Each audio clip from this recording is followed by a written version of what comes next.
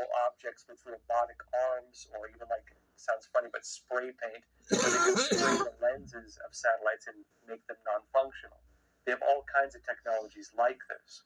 But it's also in this context that the United States has been growing concerns over the CCP's military ambitions in space. And while the CCP tends to showcase its scientific efforts, while giving subtle jabs at America's refusal to cooperate with it, the Chinese Communist Party, on the other side, has been very aggressive on its space weapons programs.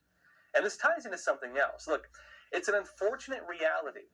The defense community and the scientific community, the business community, even to an extent the political community, they tend to operate within separate bubbles. And they don't always recognize the problems between all of these different areas and how they interact. And this is especially the case for space. But look, when there are, calls for cooperation in one field, there can be pointed military conflicts in another. And the space competition between China and the United States is like this, right? On the defense side, the risks of the CCP's space agendas, they're out in the open. Even though on the scientific side, they talk about, the need for competition and so on. The military side is very different on this. The military side is discussing what we're talking about today. The military side is very concerned about the CCP's bid to control the cislunar or Earth-Moon system. Now, Rand notes this. They say Chinese leaders see themselves in competition with the United States to build military power in space. It says the ongoing development of U.S. and Chinese capabilities could lead to unstable competition in space, raising the risk of rapid and perhaps unintended military escalation. It says the findings suggest that PLA's thinking, People's Liberation Army, the Chinese military, on escalation dynamics in space has become significantly more risk-tolerant than that found in PLA documents published just a decade prior. They note this shift emphasizes Xi Jinping's guidance, again, being the head of the CCP, to be more proactive in shaping the international environment, which includes accepting higher risk, but carefully calibrated levels of risk, even through such proactive measures, they might result in unintended escalation with the United States. It says this higher escalation tolerance, and I'll explain what this means, is complicated by Chinese leaders' inflated threat perceptions of the United States and resultant policy approach that resists cooperating with the United States to arrest unintended crisis escalation. So, in normal terms, what that means, right? They say the Chinese Communist Party is no longer afraid of angering the United States in its bid to militarize space. It's no longer afraid to take risks that would make the United States maybe voice its concerns. It's no longer afraid to do things. They make the United States and the world respond in the same way they did in 2007 when the Chinese Communist Party demonstrated an ASAT or anti-satellite weapon and destroyed a satellite in orbit. The CCP is no longer afraid of that, meaning they're willing to do things that are kind of taboo.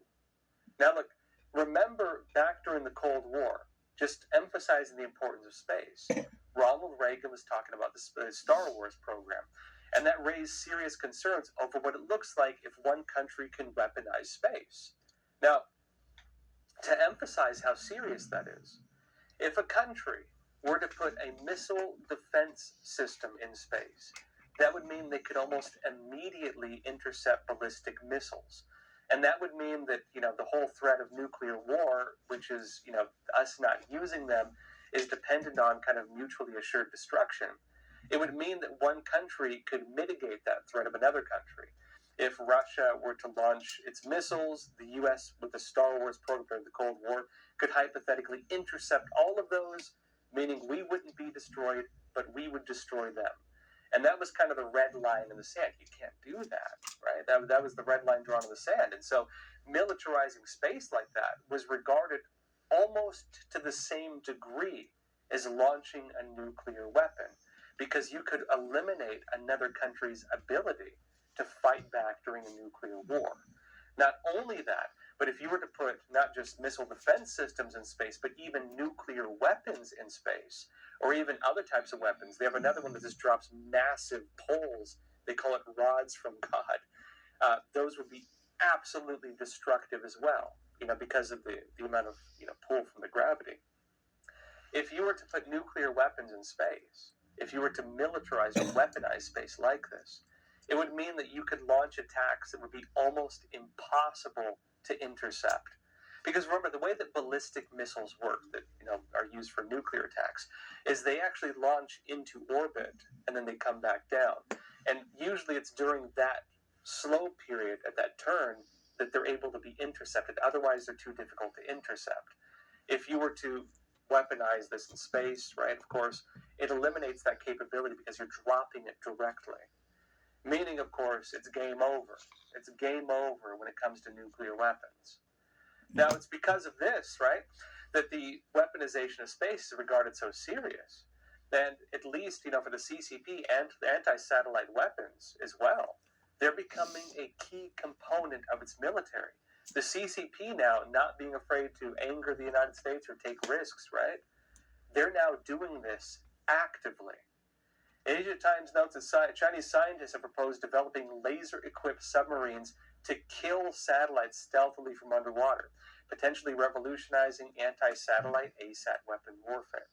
It says the South China Morning Post reported that People's Liberation Army scientists, led by Professor Wang Dan of the Naval Submarine Academy, have suggested that Chinese submarines could be equipped with megawatt-class solid-state laser weapons capable of targeting satellites such as SpaceX's extensive Starlink network while remaining submerged. They can stay underwater and do it.